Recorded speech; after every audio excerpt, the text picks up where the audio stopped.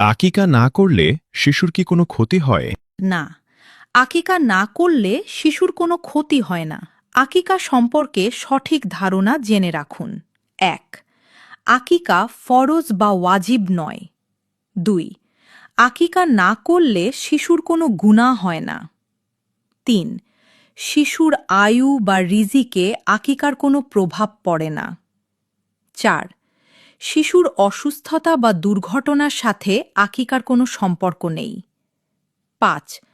আকিকা না করলে অমঙ্গল হবে এমন ধারণা সম্পূর্ণ কুসংস্কার। ৬. আকিকা একটি সুন্নতে মুয়াক্কাদা, গুরুত্বপূর্ণ সুন্নত। ৭. মুহাম্মদ সাল্লাল্লাহু আলাইহি ওয়াসাল্লাম আকিকা করার প্রতি উৎসাহ দিয়েছেন।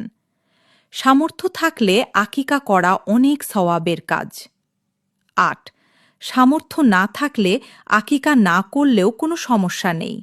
আল্লাহ তাআলা অত্যন্ত ক্ষমাশীল ও দয়ালু।